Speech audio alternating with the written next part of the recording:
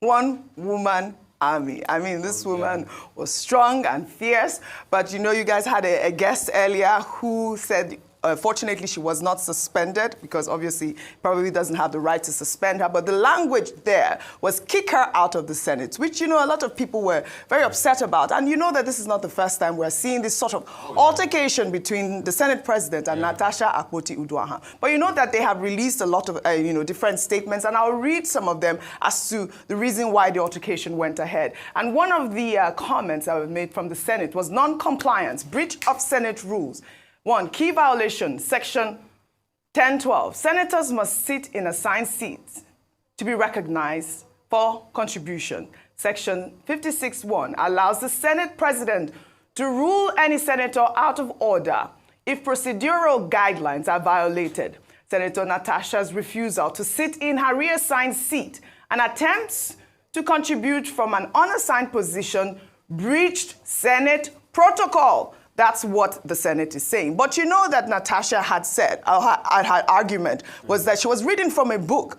And one of the comments she read from a book was that, Order 10 on privileges. Natacha said, any senator may rise at any time to speak upon a matter of privilege suddenly arising, and he shall be prepared to move without notice a motion declaring that contempt or breach of privilege has been committed, or referring to the matter to the Committee on Ethics and Privileges. But if the matter is raised in Committee of the whole Senate, the chairman shall leave the chair to report progress. I had to help Natacha read that section, that order that she was refused to read out for the Senate. And we didn't understand why the Senate President just couldn't, exercise a little bit of patience just to listen to her for a bit. But let me just take some comments. I know we have to take the reactions because Nigerians have spoken. This is from Rinu Odwola. She wrote, just 7 months ago, Akpabio insulted Senator Natacha in the chamber, saying the Senate is not a nightclub where anybody can talk anyhow. Today, he asked security to take a democratically elected senator out of the chamber. What does Akpabio have against Natacha Akpoti? Then Flying Scholar wrote, Nigeria has yet to achieve even 15% representation of women in politics, and the few who have been duly elected still face various forms of oppression. Shame on Senate President AKPABIO. This is not the first time he has attempted to silence his colleagues, particularly women, in the chamber. Well, another response that, the Senate had, reacted to was that, the adjustment was not singularly targeted at Senator Natacha Akpoti. They wrote clarification. Multiple senators were affected due to party realignment. Traditional Senate protocol.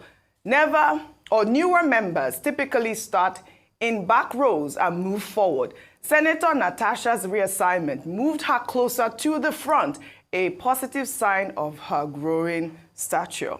Well, Rufai, before you speak, because I know that you're ready. In the wake of all that drama, an old video surfaced online showing the then Senator, Godswill Akpabio, flouting the Senate standing order under the Saraki-led Senate. In the video, Akpabio insisted on speaking even while he was not permitted to speak by the then Senate President, Bukola Saraki. Let's take a look. You can go to your seat. Then when you get to your seat, I'll recognize you.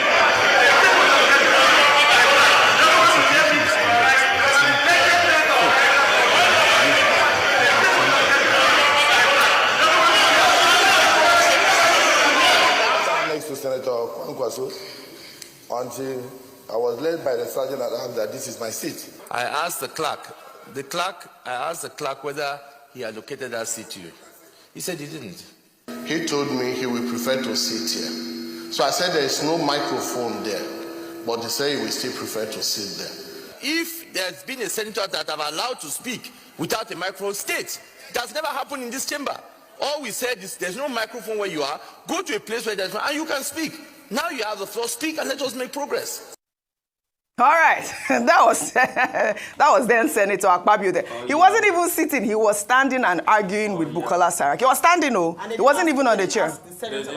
They didn't ask exactly. They didn't say walk him out. Yeah. But let me read another comment from the Senate, which is backing what Akpabio had flouted at that time.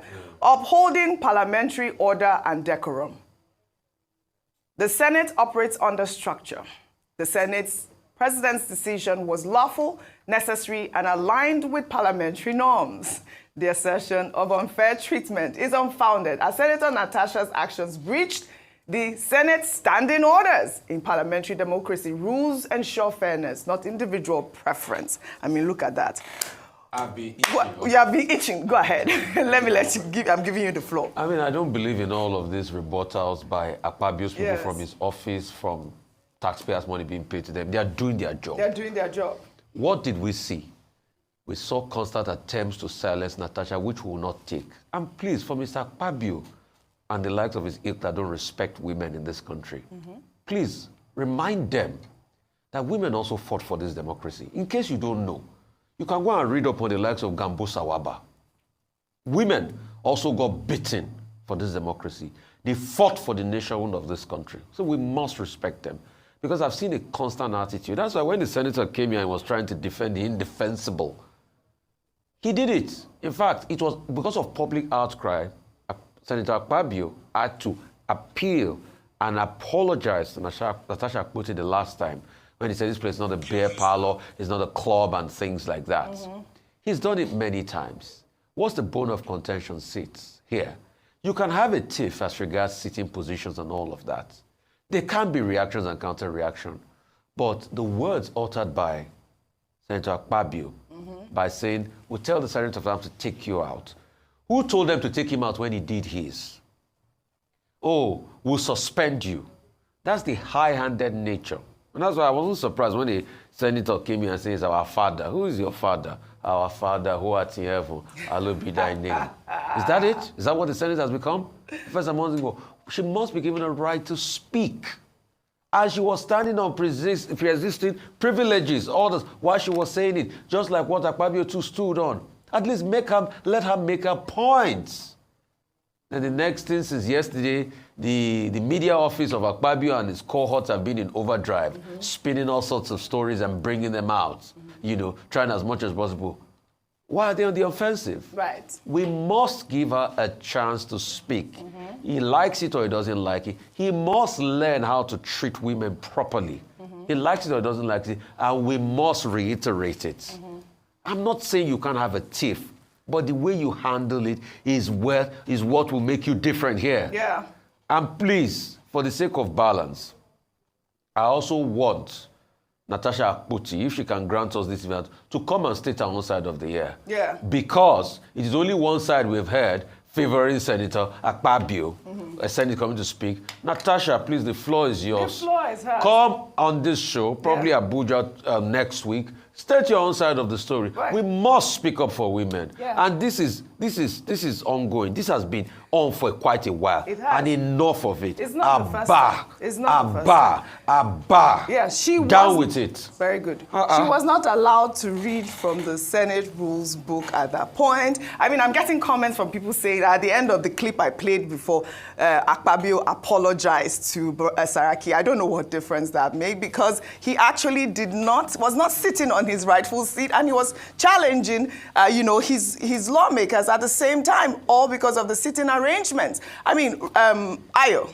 Besides, the tone and manner in which Senate President Saraki handled that matter was vastly different from his. From his, yeah?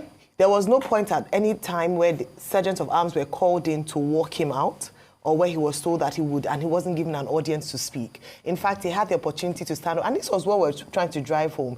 Yes, you can say that, she should have gone to her seat, but she also was trying to establish a point, and that was what I was saying to the deputy chief whip who came earlier today, saying that she wasn't given an opportunity to speak. And that is where there was an evidence of bias there, whether you agree with it or not, that she also talked about how she had been maligned a number of times where she would raise her hand and she wouldn't be recognized by the Senate.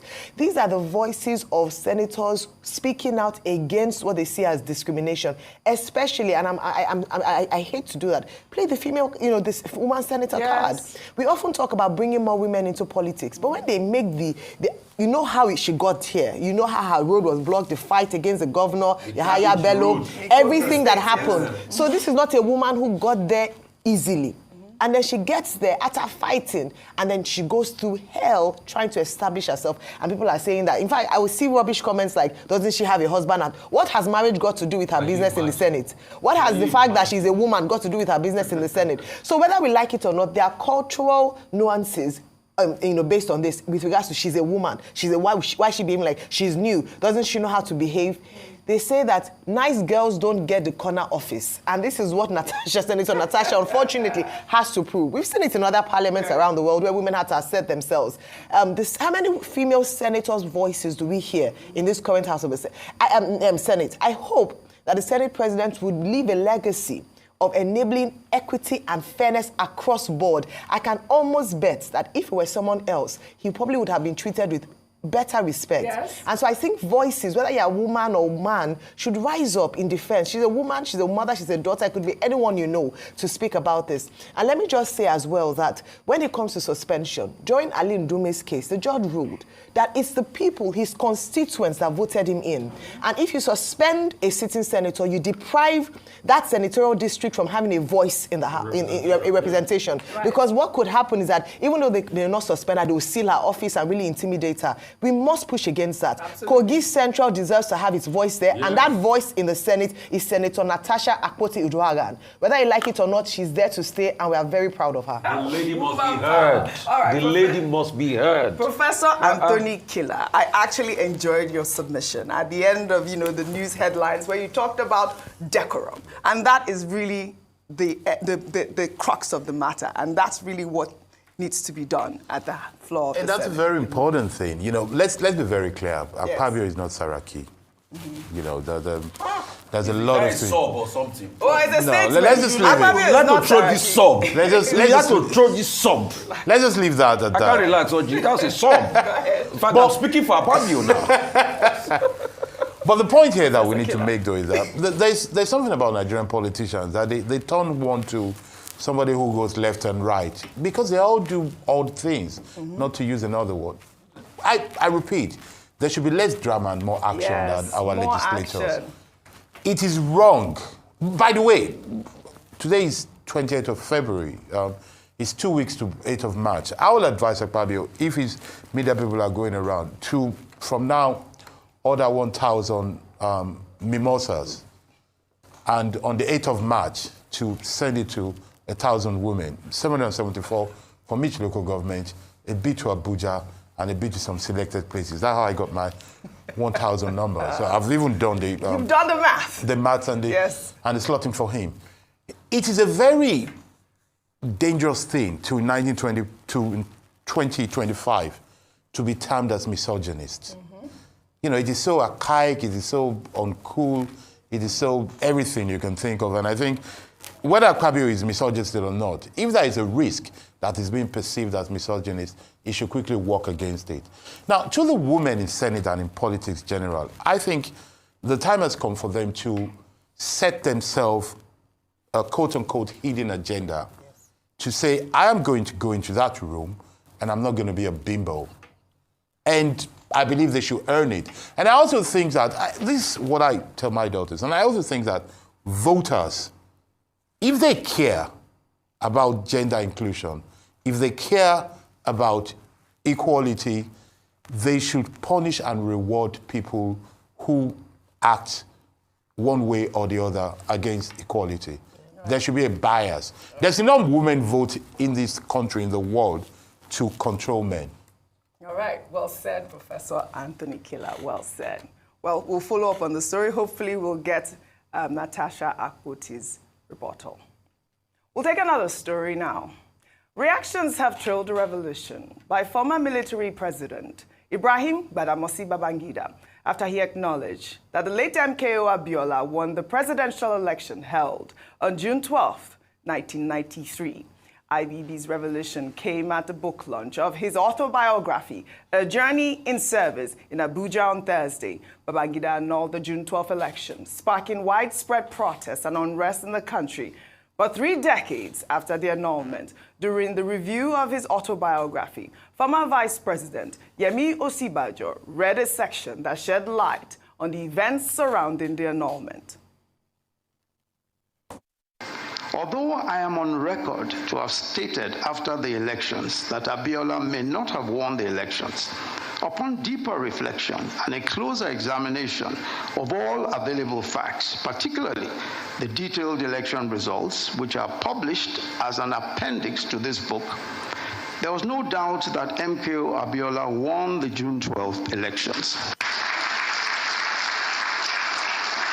Upon closer examination of the original collated figures from the 110 polling booths nationwide, it was clear that he satisfied the two main constitutional requirements for winning the presidential elections, mainly majority votes and geographical spread.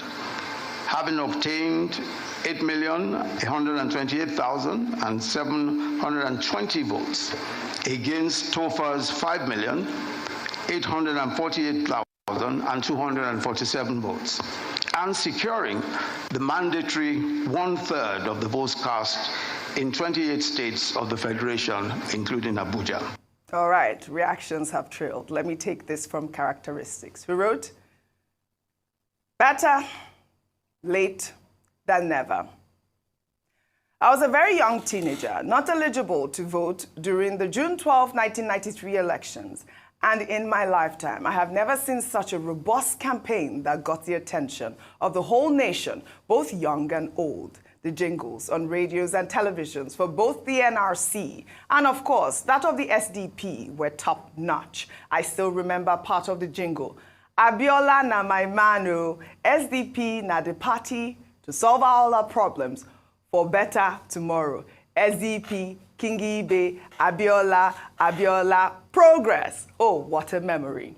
Nigeria indeed lost an opportunity to advance, and generations lost an opportunity to see their nation compete in the Committee of Nations for years, all because of a leadership that couldn't look beyond its nostrils.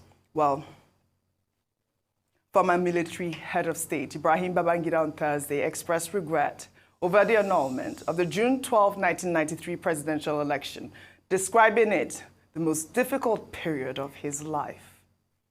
As the leader of the military administration, I accept full responsibility for all decisions taken under my watch.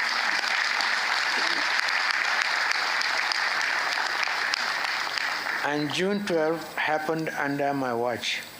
Mistakes, oversights, and missteps happen in quick succession. But I say in my book, in all matters we acted in the supreme national interest so that Nigeria could survive. Our nation's march to democracy was interrupted, a fact that I deeply regret, but Nigeria survived and democracy is still alive, a testament to our resilience and commitment to progress.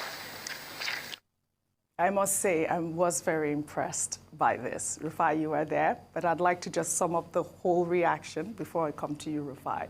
Well, during the review of the book launch, former Vice President Osibajo jokingly remarked that President Bola Ahmed Tinubu was now celebrating with his former tormentors.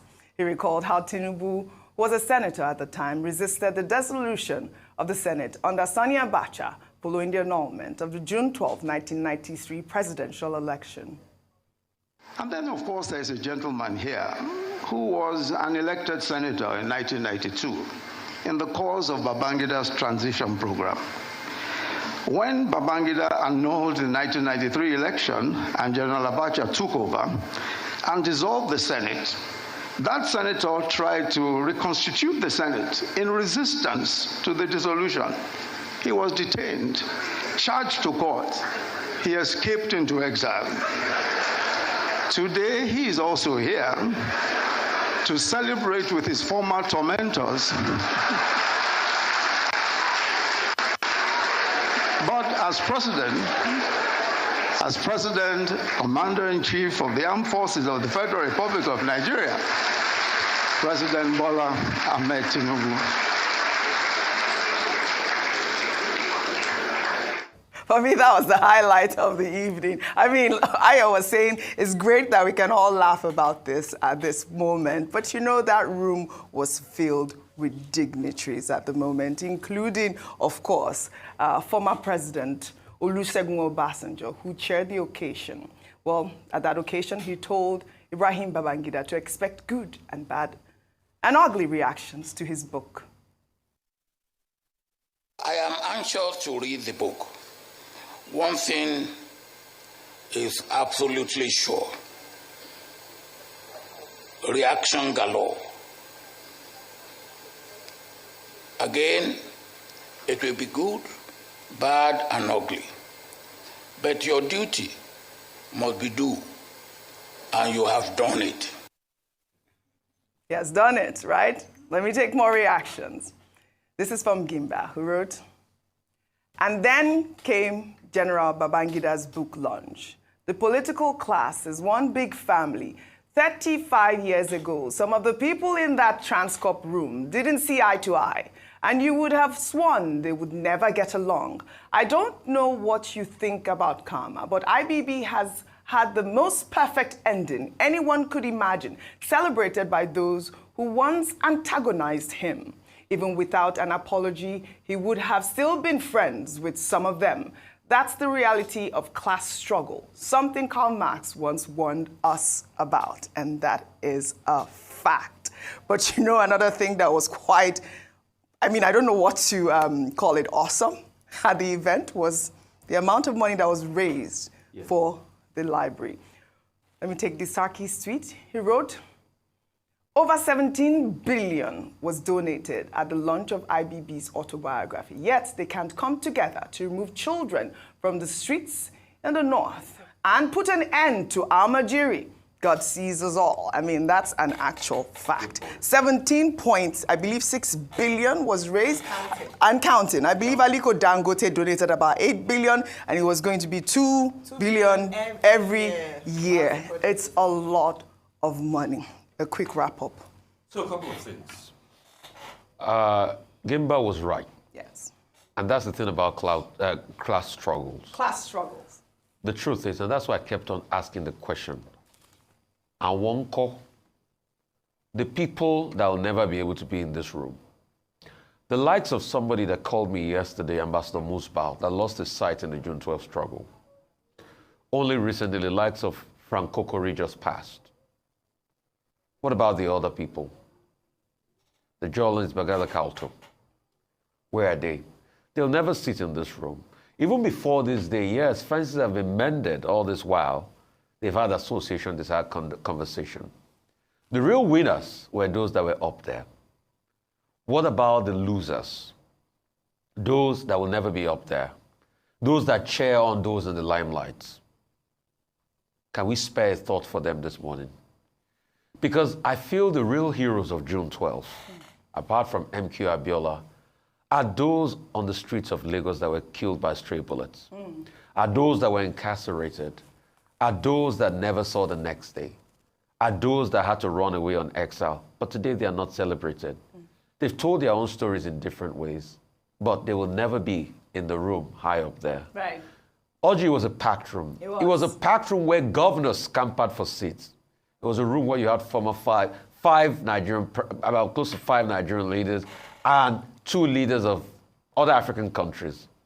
So it was highly, highly anticipated, and Babangida got his hurrah. But the truth is, what about those left behind in this class struggle? And that's why, coming back to the next tweet, we must make a society where we truly think of our Marjorie children. And also, the problem of our Marjorie is to change the cultural mindset of a lot of people. Absolutely. Because I know Goodluck Jonathan did do a lot to build schools, but there's also a cultural mindset. Yes. And also, in fixing the problem, when this library is built, it will be open to everybody in Mina. He could have chosen to build it anywhere, but he's going to be building this in Mina. So it's also going to help people get an education. Also going to help people to be able to read. But except we build a society, which we have not built 32 years on, Right. that looks out for the weak amongst us, rather than a society that only celebrates the strong, Nigeria will never achieve its full potential. Well said, Rufai, well said. I feel like even giving you a round of applause for that summer. It was beautiful. Well, Ayo, guess what the picture of the day was for me? History was made on that table. If you can pull up the picture of the day. There you go. Heads of states, our former heads of, presidents, and of course we had Ibrahim Babangida there, President Tinubu, and of course Yakubu Gowon. History was made yesterday because we don't know when all these leaders will gather together. So for me, that was the picture of the day, a sentence that we moved. Yeah, Rufai said it's that a lot of people, except for President Buhari, leaving presidents were present there. He sent a representative. When I made that statement, and I'll say this about, glad they can laugh about it, I said it with a side eye, so that I'm clear on that. Because I watched the proceedings yesterday with mixed feelings. That yes, whilst we can celebrate IBB today, but in 1993 and the years following that, it wasn't a celebration. A lot of people lived in fear, there was chaos, and unfortunately robbed a man who legitimately won that election, whether by his actions or inactions. So mixed feelings for me. Mixed feelings. What about you, quickly? Well, I think picture of the day, you're right, but I also noticed with interest that another professor, Professor Yemi Oshibaji, former vice president, just like me, is taking another career. He's delving into book review. I think it's the era of changes. The boy, expectedly, he did excellently. I hope he will say the same of me here now. I'll check out what he says. There is a point in June 12th that is being missed. I'm giving a lecture next month on June 12th, and one of the issues that we seem to miss is that the significance of June 12th in nation building. A lot of people voted for MKO for the election. Some people did not vote for him. But after that annulment, everybody came together to defend our sovereignty. And that's, I think, a point we need to reflect on. Welcome to Shamra Senior